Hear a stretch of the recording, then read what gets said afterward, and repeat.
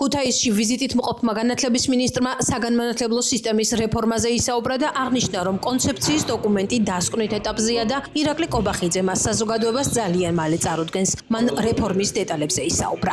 ძალიან მალე პრემიერ-მინისტრი საზოგადოებას წარუდგენს დეტალურ ინფორმაციას რეფორმასთან დაკავშირებით. ერთი რაც შეგვიძლია ვთქვათ, არის ის, რომ ეს რეფორმა არის ორიენტირებული სახელმწიფო უნივერსიტეტები, რომ მუშაობდნენ სახელმწიფო საჭიროებების დაკვეთაზე, რაც დაეფუძნება ბაზრის კვლევას და იმ პროფესიების მიმართულებებს, რაც ბაზრიდან მომდინარე არის საჭიროების სახით, ასევე მაქსიმალურად უზრუნველყოფილი იქნება ყველა სახელმწიფო უნივერსიტეტის მატერიალურ-ტექნიკური ბაზის გამართვა და პროფესორებისთვის ღირსეული ანაზღაურების დაწესება. კიბი მიქანაძემ სასკოლო რეფორმაზეც ისაუბრა, რომლის ფარგლებშიც სახელმძღვანელოების ცვლილება იგეგმება.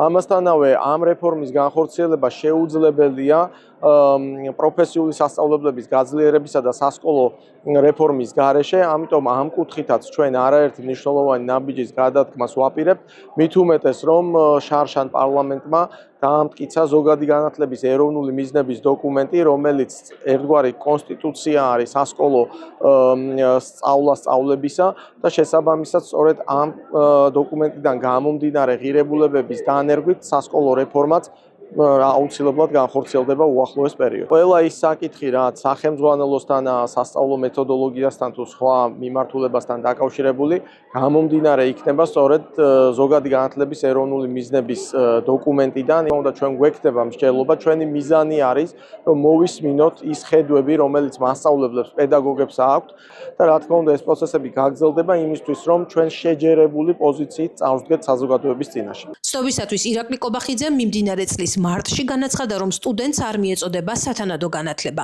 ერთ-ერთი მიმართულება, სადაც გვქონდა გარკვეული ხარვეზებით და ჩავარდნები, შედარებით არსებითი ფორმით და მოცულობით, ეს იყო განათლების სისტემა. საერთო სურათი, რაც არის, ალბათ ყველას კარგად მოგეხსენებათ. არის პრობლემები ყველა მიმართულებით, როცა ვსაუბრობთ უნივერსიტეტებზე, უმაღლეს განათლებაზე. განაცხადა ირაკლი კობახიძემ. მან ასევე აღნიშნა, რომ უმაღლესი განათლების რეფორმის მთავარი საკითხია პრობლემები სწავლების შინაარსის ნაწილში.